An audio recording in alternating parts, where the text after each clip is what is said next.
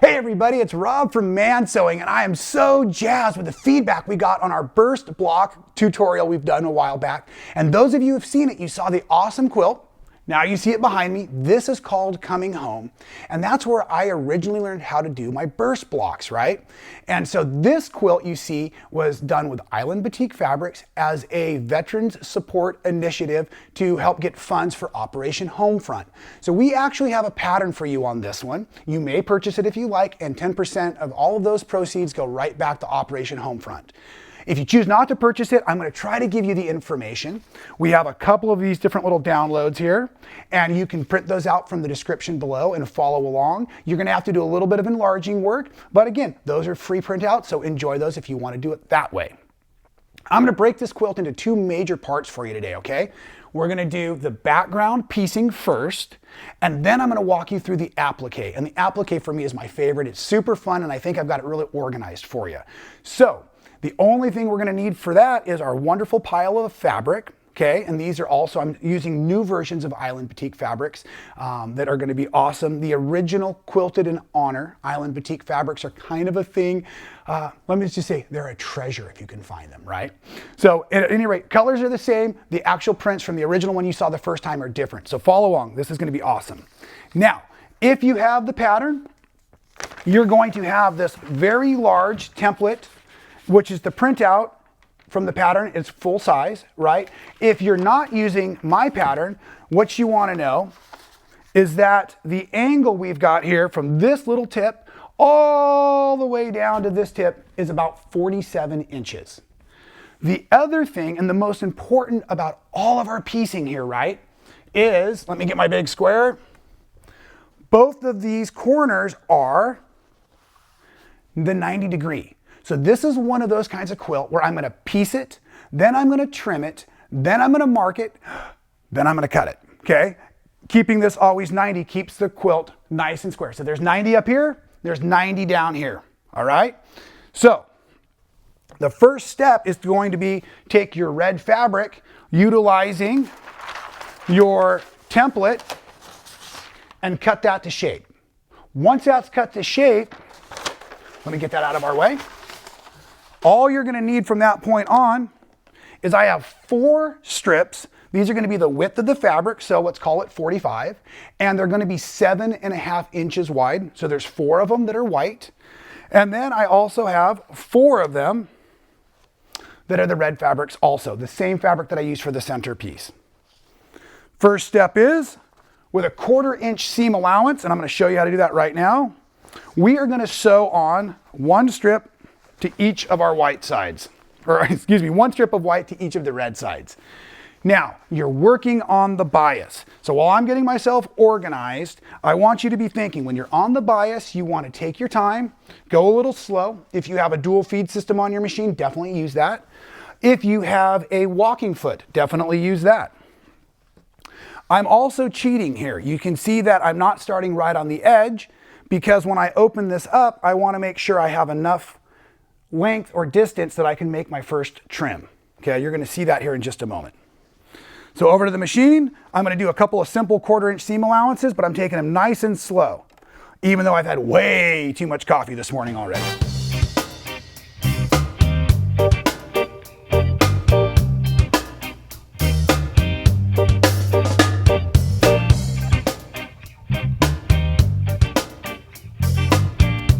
All right, so yes, I've just finished sewing on the second side as well, but I want to point out, I really do both sides before I go to the ironing surface, and I also don't need to really backstitch at the beginning or the end because I'm just going to cut that off here in a second anyways. And one of my tricks I've always enjoyed doing here, no matter how long the seam is, when I get over to my ironing surface, I haven't started to open up my seam yet. I haven't started to organize the fabric yet because I'm going to stick the iron up underneath here first, and I'm going to start to open that seam at once, and that makes a really nice crisp seam. It's a really good way to iron that out that way, okay? Now, also, while you're doing this, I want you to take a real hard look at your seams. If they're puckered, rippled, doing anything weird, because of the bias, this would be a really, really good time for you to, I hate to say it, take out the seam ripper and let's start again. Because if it gets rippled, or it gets too rippled, maybe I should say, it's not gonna lay real flat and real square. And I want you to really be excited about your quilt when you're finished. So take the time to make sure your seams are cool before you move on to the next step. Because once you do the next step, which is our trimming, we're not gonna be able to go back. Okay, so you can see how fantastic the seams are laying, even though we did it on the bias. That's just taking it nice and slow. And like I said, the next step truly is to trim. And this is funny. I actually have gotten emails and phone calls because remember, I said these were 7.5-inch strips.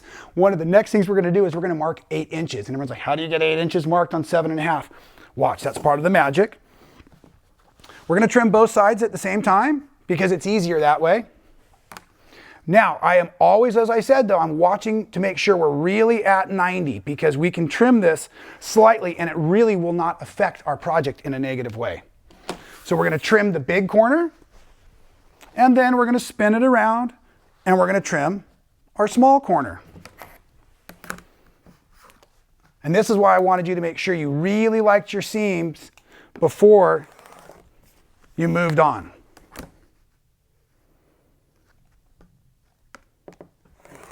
All right. Now, let's roll this back. We're going to start on our big corner. And here's the deal. We're going to measure across here 8 inches. Excuse me, I said 8. I meant to say 8.5. And I do that just by putting my 8.5-inch marker right where the seams come together. And then I use a little Sharpie because we are going to cut this off. And I'm just going to make a mark right there.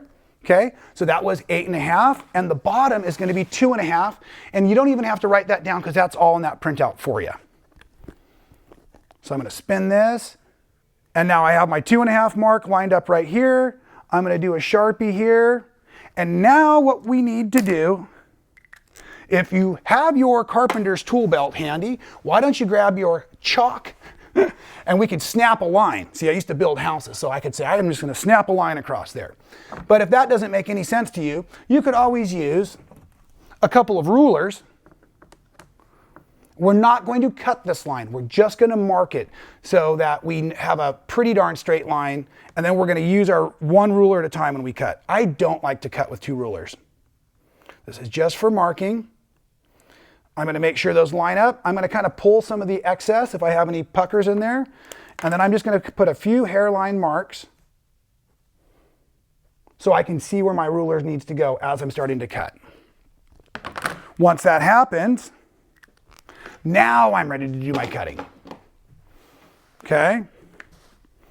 So I've got a couple marks in there I'm going to line up.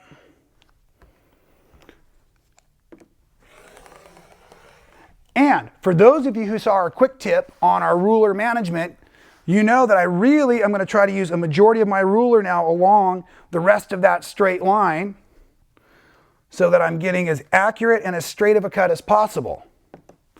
If you don't make a nice straight cut through here and you're on the bias, you might be forming some sort of 3-dimensional sphere or something like that at the end of this thing. Okay? And then you're going to go ahead and do the same marking and the same cutting to the other side. But due to the magic of the internet television, we've already got that done for you. So let me show you what's going to happen next, right? So I'm going to disappear for a second. And magically, I'm going to reappear with all of my sewing almost done. What do you think about that? And it really only takes a few minutes to get all this stitching done if you're prepped out. But let me give you the rundown. Now, as I said earlier, this white strip had an 8.5 at the top and a 2.5 mark. Then it was cut to size, right? This red one here is 7.5 and 3.5. This white one down here is 6.5 and 5. And then in the pattern it says cut to square. And a lot of you go, what does that mean? So cut to square looks like this. I'm going to take that ruler and I'm going to lay it along the edge that I've been working with, and I'm going to cut it off here, and I'm going to rotate here, and I'm going to do the same thing.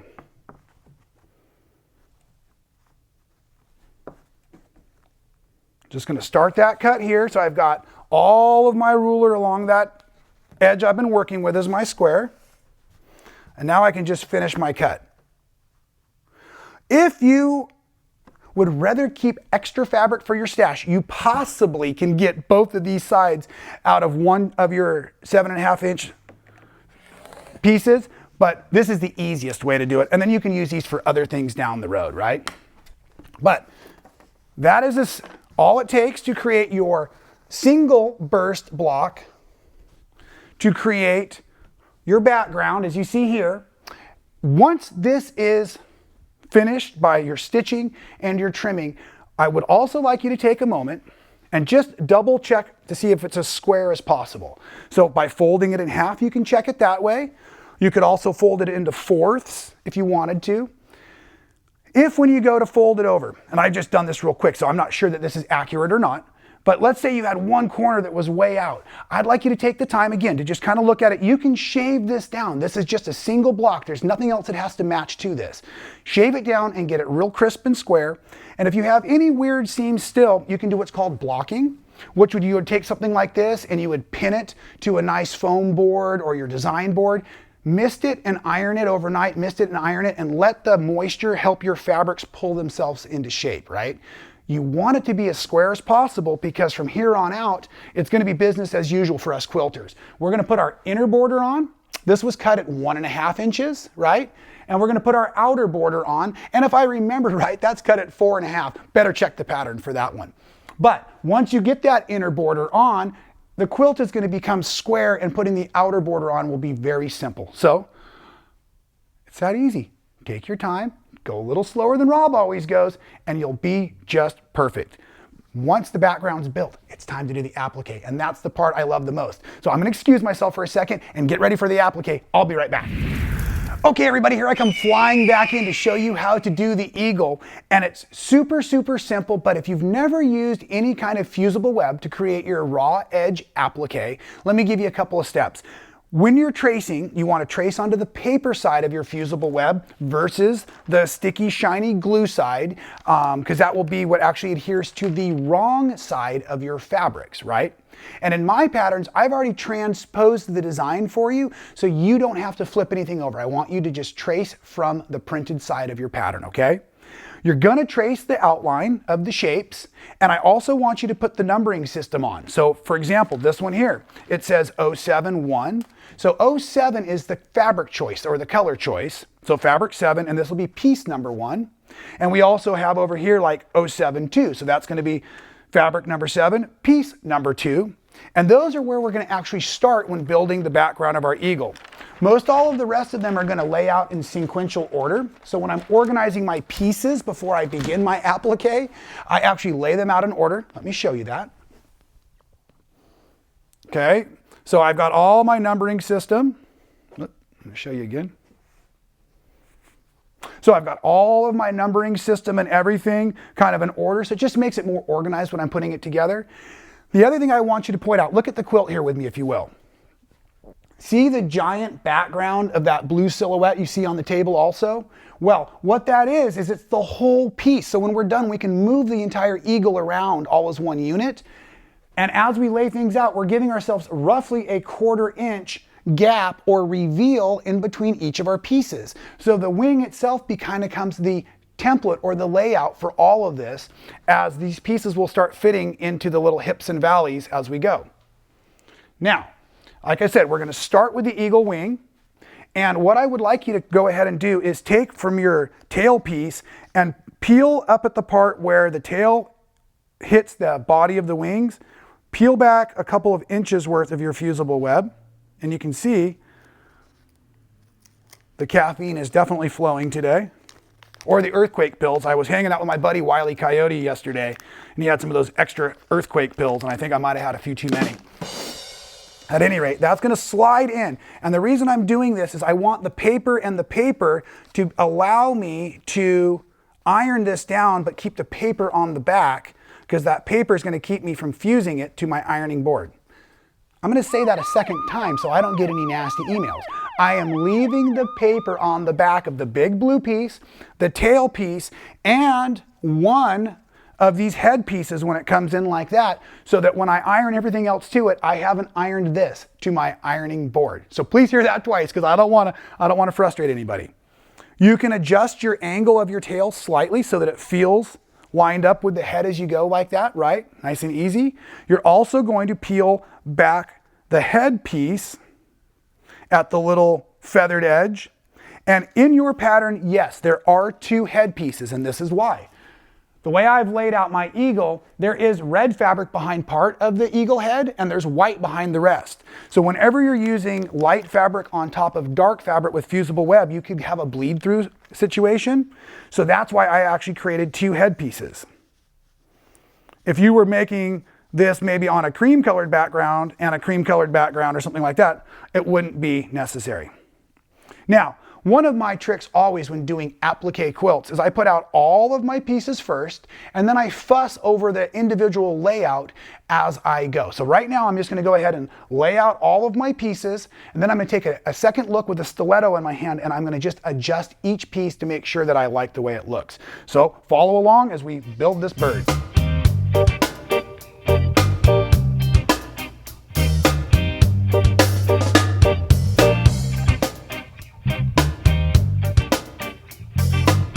See, wasn't that fun and easy? I'm so glad you're following along here. And as I said, you know, the pieces for the wings were in sequential order, so I just laid them right out as you saw.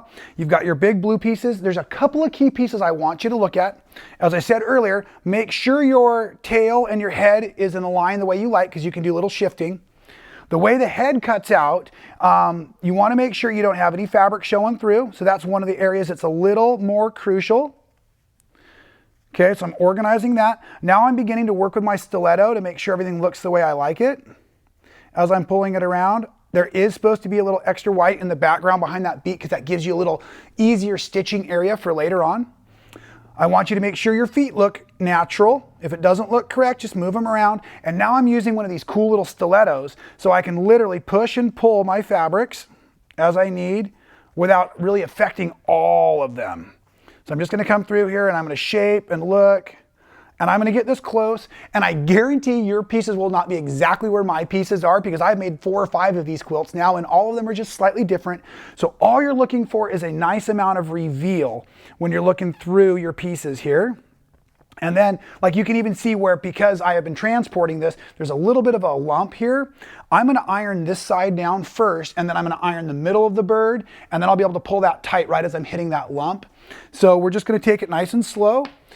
At this point, because I'm using the Heat and Bond Feather Light, the iron is at a dry setting, so no steam. And I'm just going to push down for a couple of seconds and then move on. I said no steam, please. What are you doing over there? We're going to take a second and let him cool down a little. But what I'm going to say is we're just going to go ahead and we're going to just press and move, but not every manufacturer has the same ironing instructions as well. So make sure you're checking those before you start to set down. If you're using steam when you shouldn't, you're going to get some waffling texture, and I don't want that to happen to you. Okay, you behaving yourself? You ready to do this? Okay, let's go. So now I'm just taking one last look, making sure my reveal is just the way I want, and I can set it and lift, press, and lift, right? Some of you may be thinking right now about the old bend and snap, if you've seen Legally Blonde. If not, look it up. One of my favorite scenes, right? And you'll never forget the press and lift. Now, the reason you're doing press and lift is if you start to glide your iron, I guarantee pieces will move. And if they go missing, I will also guarantee they're going to be folded upside down and glued to the bottom of your iron. Not a great place to be. I'm off of the edge of my board a little bit over there, so after I get everything else secured, I'll come back and slide that over a bit.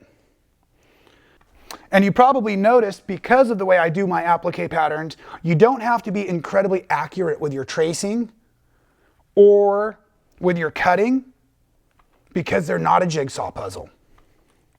So I'm just going to finish this off real quick here, and then I'll show you how to position it. Okay, now that's all done. And there's one last thing I want to point out. In your printable template there, I have a red mark and a green mark, and those marks denote the distance between the tips of the wings and the edge of the quilt, basically just where I laid mine out. And what I did to figure out where I wanted it and the reason I had you have the paper on the back also is so you could fly your eagle over and you can angle it or position it however you like. I'm just telling you where I've laid mine. Once you know where you want it, at that point you're going to go ahead and start to peel the paper off of the back and get a hold of it. And you peel the paper off of the back. You put it down onto your actual background, right? And then you're going to do the same thing. One last press and lift across there. It's going to anchor it all nice and good. And we are ready to go ahead and begin basting the quilt. Once the quilt is basted with its backing and its batting on it, that's when I come through and I do the free motion machine quilting. I don't do any satin stitching or blanket stitching around my edges first. I literally have all of the layers together and then I just free motion machine quilt. Here's one of my favorite tricks. I'll go around the outside of the eagle first. It's still kind of the center of the quilt, right? Which follows some of our old traditional rules of quilting from the center out. What that does though is it gives the bird a little bit extra loft because now everywhere I stitch through the lines, that's causing those highlights of the feathers to lift up and create some wonderful textures and things. In the background, you can do flames, you can do swirls, something that looks like wind motion, whatever you like. It's also a great place to just practice some of your free motion motifs. I've done circles. The original one, I actually have done a series of Betsy Ross stars that are trapuntoed into the background. And I really hope a lot of you got to see that when it traveled around with all of the national show and some of the quilts that all the other artists did for the Quilted in Honor and the Operation Homefront. So there it is. That is coming home, a fantastic quilt that was really designed to help all of those who have served all of us. So I'm going to end today with thank you to all of our veterans out there, all of the men and women who are serving our country to keep us safe. We love you. We appreciate you. Thank you very much. We'll see you next time at Man Sewing.